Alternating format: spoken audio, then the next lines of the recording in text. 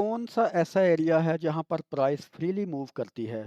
और बहुत ही ज़्यादा तेज़ी के साथ प्राइस एक पीडी रे से दूसरे पीडी रे तक जाती है और जहाँ पर हमको प्रॉफिट जनरेट करने का मैक्सिमम चांस मिलता है। तो ये आज की वीडियो बहुत इम्पोर्टेंट होने जा रही है। आप हमारे साथ बने रहिए। एरिया ऑफ अपॉर्चुनिटी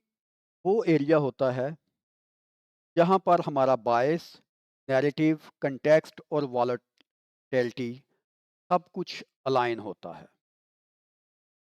अभी हमारे पास सामने जो चार्ट है वो यूएसडी सीएचएफ का चार्ट है और यूएसडी सीएचएफ के चार्ट में हमारे पास हमारा बायस भी कन्फर्म है, हमारा कंटेक्स्ट एरिया भी कन्फर्म है, हमारा नैरेटिव और सपोर्ट एरिया भी कन्फर्म है और वॉलेटिलिटी भी प्रेजेंट है। तो आज हम बात करने जा रहे हैं बहुत ही आईसीटी के कमाल के कंसेप्ट की, एरिया ऑफ अपॉर्चुनिटी कहते हैं।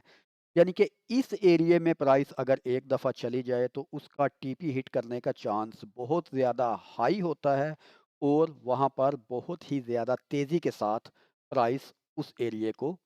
फिल आउट करती है। बाज़ दफ़ा आपने देखा होगा कि चार्ट में प्राइस बहुत तेज़ी के साथ हरकत करती है। तो हम आज उन एरियाज़ के मतलब बात करने के लिए, तो सबसे पहले एरिया ऑफ अपॉर्चुनिटी हम डिफाइन कैसे करेंगे। तो एरिया ऑफ अपॉर्चुनिटी उस एरिया पे हम डिफाइन करेंगे जिस एरिया पे कोई एक पीडी रे, हमारा जो प्रीवियस पीडी रे है, पहले वो मिटिगेट हो चुका हो। वो पीडी रे हमारा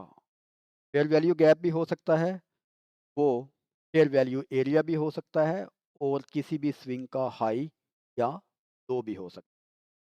अभी यूएसडी सीएचएफ के चार्ट पे हमारे पास जो एरिया ऑफ अपॉर्चुनिटी है वो हमारा ये प्रीवियस स्विंग हाई है। तो ये वाला स्विंग हाई एरिया हमारे पास है इस वक्त। अब इस एरिया में हमने देखा कि प्राइस ऊपर की तरफ जा रही थी, प्राइस ऊपर की तरफ जा रही थी और यहाँ पर प्राइस ने इस एरिया को मिटिगेट कर दी,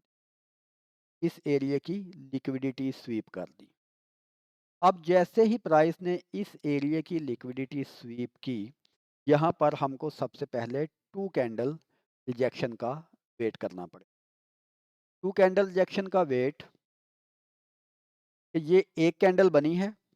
और इसके बाद अगर जो नेक्स्ट कैंडल है हमारी, जो कल की कैंडल है, अगर तो वो यहाँ से रिजेक्ट होके नीचे की तरफ आ जाती है और नीचे की तरफ मोमेंटम स्टार्ट कर देती है, देन जो हमारा एरिया ऑफ अपॉर्चुनिटी होगा वो ये वाला यहाँ से लेके यहाँ तक का जो एरिया होगा वो हमारा एरिया ऑफ अपॉर्चुनिटी होगा। यहाँ पर हम 15 मिनट के दो फेयर वैल्यू गैप देखेंगे और 15 मिनट के दूसरे फेयर वैल्यू गैप पे यहाँ पर हम अपनी ट्रेड प्लेस कर लेंगे और हमारा जो बिल्कुल सेफेस्ट जो टारगेट होगा वो ये वाला एरिया हो। बट लेट्स सपोज अगर प्राइस कल का दिन यहाँ से ऊपर जाती है और ऊपर जाके यहाँ पर कहीं इस प्राइस के ऊपर हमको क्लोजिंग दे देती और फिर उससे अगले दिन की कैंडल अगर एक बार भी दोबारा इस हाई को, इस एरिया को अगर मिटिगेट करती है ऊपर की तरफ, तो देन हमारा जो एरिया ऑफ अपॉर्चुनिटी होगा वो हमारा यहाँ से इस हाई तक का जो एरिया होगा ये हमारा एरिया ऑफ अपॉर्चुनिटी होगा। क्योंकि ना यहाँ से नीचे वाले एरिया में उसके बाद कोई सपोर्ट है, कोई रेसिस्टेंस है, कोई ऐसी जगह नहीं है जो प्राइस को यहाँ से इस एरिया तक नीचे आने में रोक सके और ना ही यहाँ पर ऊपर इस एरिया के ऊपर कोई ऐसी रेसिस्टेंस है जो प्राइस को इस रेसिस्टेंस तक, इस लेवल तक, इस पीडी एरिया तक आने को रोक सके। तो ये डबल साइडेड हमारे पास एरिया ऑफ अपॉर्चुनिटीज़ हैं इस वक्त। तो हम